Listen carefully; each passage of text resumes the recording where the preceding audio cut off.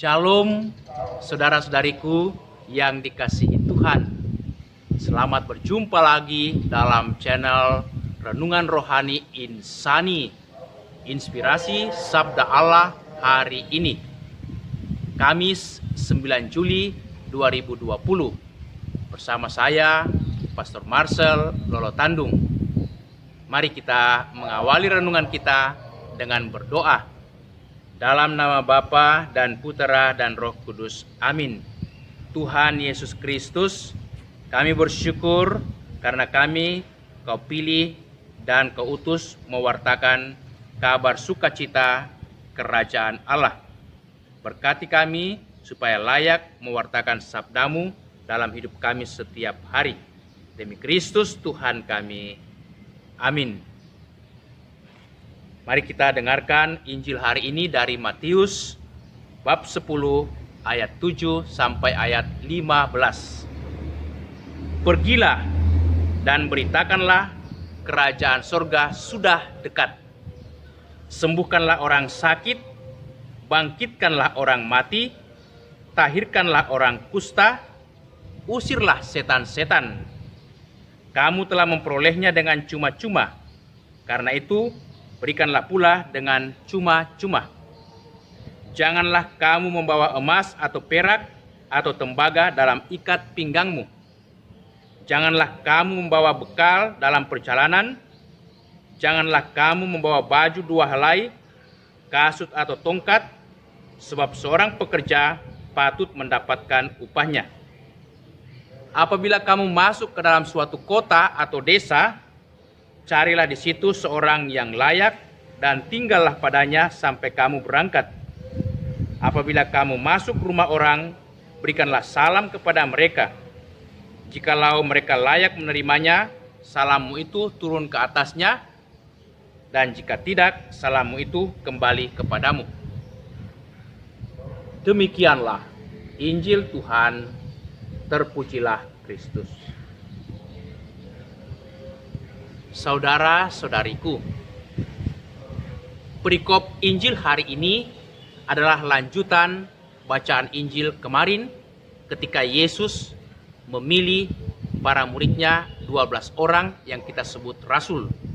Hari ini Yesus mengutus para muridnya untuk mewartakan bahwa kerajaan Allah sudah dekat, artinya sudah hadir di tengah-tengah kita. Nah, renungan kita hari ini itu mencakup 3 hal dari perikop ini. Pertama, bahwa para murid diutus mewartakan kerajaan Allah kepada orang-orang kecil. Yang dalam ayat 6, walaupun kita tidak bacakan hari ini, dikatakan, pergilah, wartakanlah kerajaan Allah kepada domba-domba yang hilang dari umat Israel. Domba-domba yang hilang menunjukkan bahwa orang-orang kecil, orang-orang terlupakan, orang-orang menderita. Itu yang pertama, mewartakan sabda Allah kepada kaum kecil dan terlupakan. Yang kedua, bahwasanya mewartakan sabda Allah tidak membawa bekal, tidak membawa uang, emas atau perak. Artinya kita harus mengandalkan Tuhan, membiarkan Tuhan bekerja, membimbing dan memberkati kita dalam pelayanan. Dan yang ketiga, dalam pewartaan kerajaan Allah, kita harus membangun komunitas umat beriman, tinggal bersama, dan membangun kerjasama satu sama lain supaya iman bertumbuh dan semakin berkembang. Itu yang perlu kita renungkan hari ini, 3 bagian. Bagian yang pertama pada ayat 7 sampai ayat 8 dikatakan, wartakanlah kerajaan Allah sudah dekat. Apa artinya? Bahwa kehadiran kita di tengah masyarakat, di tengah lingkungan, di tengah keluarga kita harus membawa hadirnya Kristus, kegembiraan, sukacita, terutama yang kita wartakan kegembiraan sukacita kepada orang-orang kecil, orang-orang terlupakan. Di sini dikategorikan adalah orang-orang sakit. Sembuhkanlah orang sakit, bangkitkanlah orang mati, tahirkanlah orang kusta, usirlah setan-setan. Jadi orang sakit tidak hanya sakit fisik, tetapi banyak di antara kita kelihatannya sehat, tetapi sakit rohani atau jiwanya, hatinya yang sakit. banyak mengalami stres, kurang semangat, putus asa, banyak kekecewaan, kepahitan hidup, dan macam-macam penyakit rohani yang bisa mendera kehidupan kita. Kedua dikatakan, bangkitkanlah orang mati. Orang mati tidak hanya dikategorikan yang mati fisik, tetapi juga mati rohani.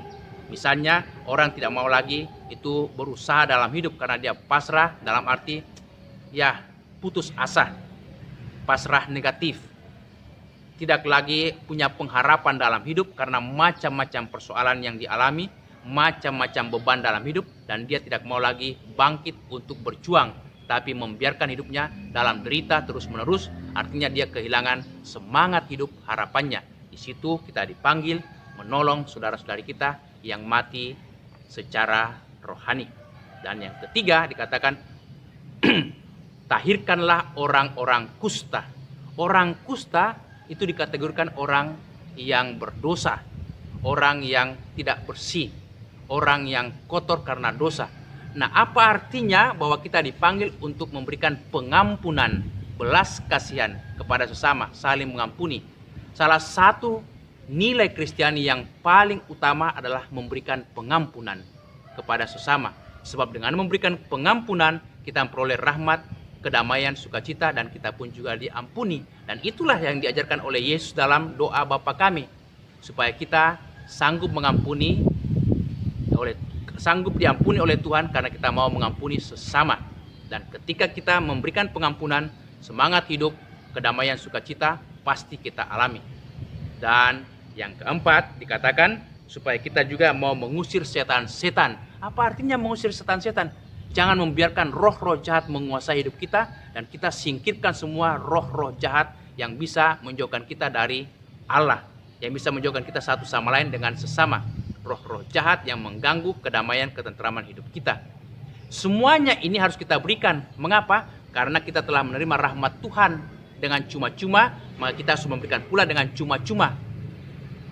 Itu bagian yang pertama. Bagian yang kedua, supaya kita dalam pelayanan tidak membawa bekal, tidak membawa uang, emas atau perak. Artinya kita tidak mengandalkan siapa-siapa, tidak mengandalkan diri kita, kekuatan kita, ataupun juga segala macam daya kemampuan pada diri kita, tetapi kita hanya bersandar mengandalkan Tuhan, karena kita tahu Tuhanlah yang menjadi kekuatan, harapan, sukacita, dan keselamatan kita.